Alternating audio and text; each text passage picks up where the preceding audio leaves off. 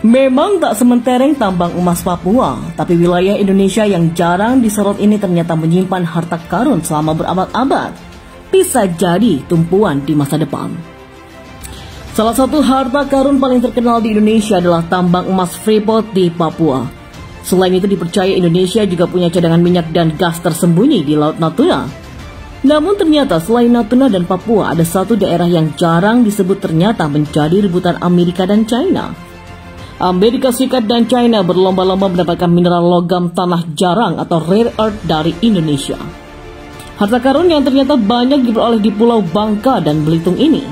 Melansir dari AsiaTimes.com, rare earth, kata para ahli, merupakan unsur yang tidak langka di bumi.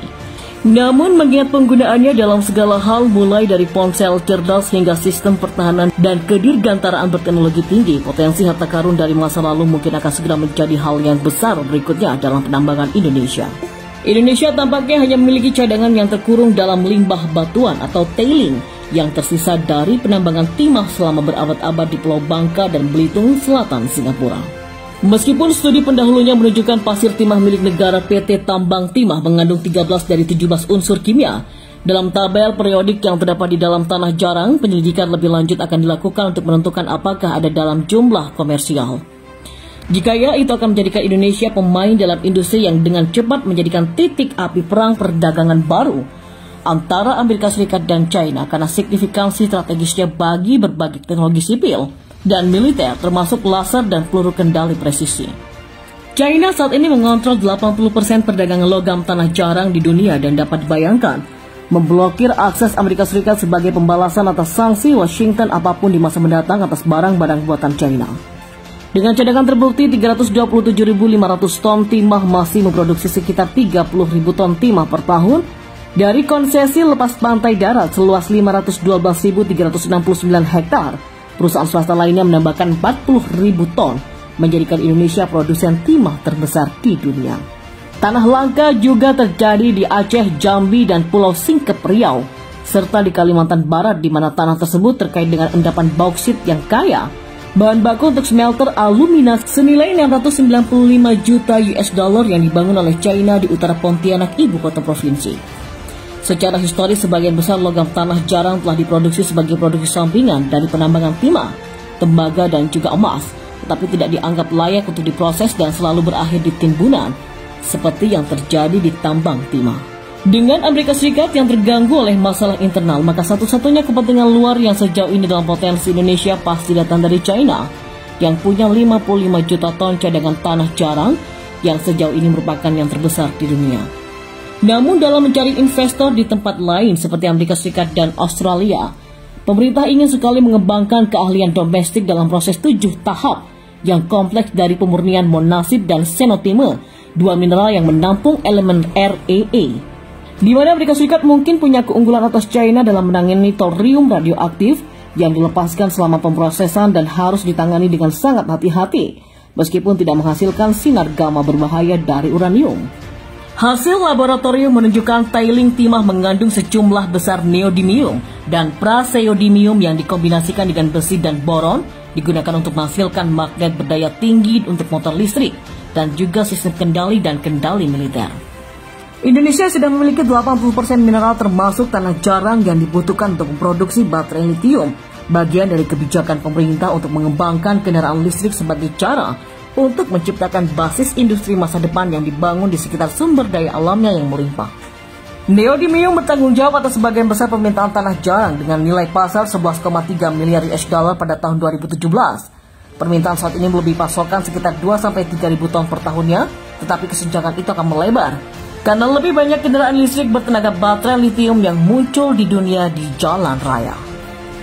Jejak harta karun bawah laut Indonesia tersebar di 464 titik. Sejarah mencatat Indonesia sebagai negara maritim yang banyak disinggahi kapal-kapal asing untuk kepentingan dagang. Lokasi strategis Indonesia yang membentang sepanjang jalur garis khatulistiwa jadi persilangan lalu lintas perdagangan masa lalu. Tercatat Belanda, Inggris, Portugis, China hingga Arab pernah melepas jangkar di garis pantai Indonesia. Tak ayal, di bawah laut Indonesia saat ini dipenuhi dengan kapal-kapal atau peninggalan bekas muatan kapal yang karam di masa lalu. Sejarawan dari Universitas Gadjah Mada Sri Margana mengatakan sejarah maritim Indonesia sudah terpetakan lebih dari 2000 tahun yang lalu. Dalam kurun waktu itu banyak peninggalan yang belakangan terarsipkan khususnya dari kapal-kapal karam yang terendap di bawah laut Indonesia. 2000 tahun itu banyak sekali kapal dari berbagai negara yang melintas di perairan Indonesia. Jadi wajar jika di perairan Indonesia banyak ditemukan harta karun dari kapal-kapal yang tenggelam, kata Sri saat dihubungi oleh cnnindonesia.com. Merujuk catatan sejarah, kata Sri, sedikitnya ada 450 kapal asing yang tenggelam di wilayah perairan Asia Tenggara. Dan itu tercatat dalam arsip-arsip Belanda, VOC, Inggris, Spanyol, hingga Portugis yang memang punya hubungan sejarah di masa lalu dengan Indonesia. Jumlah ini, kata Sri, adalah kapal-kapal yang karam pada abad ke-17, 18 hingga pertengahan abad ke-19. Jadi kurang lebih sudah 2,5 abad itu yang tercatat dari manifest pelayaran dari masa itu tercatat lebih dari 450 kapal tenggelam di perairan Asia Tenggara dan dari 450 kapal, 185 diantaranya berada di perairan Indonesia, kata Sri. Menurut Sri, kapal-kapal yang tenggelam di perairan Indonesia itu banyak tersebar di wilayah perairan Jawa dan juga Bangka. Sri menjelaskan kapal-kapal tersebut hampir keseluruhannya berasal dari negara-negara Eropa. Hal ini bisa dilihat dari manifest pelayaran yang masih tersimpan di masing-masing di negara itu. Pemerintah kini telah membuka investasi pengerukan harta karun di bawah laut, dan investasi ini berupa kerjasama pemerintah Indonesia dengan investor asing maupun lokal yang tertarik dengan harta karun bawah laut Indonesia. Kementerian Kelautan dan Perikanan atau KKP dan Asosiasi Perusahaan Pengangkatan dan Pemanfaatan PMKT Indonesia atau APPP BMKTI mencatat, Indonesia punya potensi menyimpan benda muatan kapal tenggelam atau BMKT atau harta karun bawah laut yang tersebar di 464 titik perairan RI. Harta karun tersebut berasal dari bangkai-bangkai kapal yang tenggelam di perairan Nusantara, dan kapal ini adalah kapal dagang dari China, Verenigde Oost-Indische Compagnie atau VOC, Belanda, Portugis, Spanyol, Inggris, Jepang, dan juga lainnya.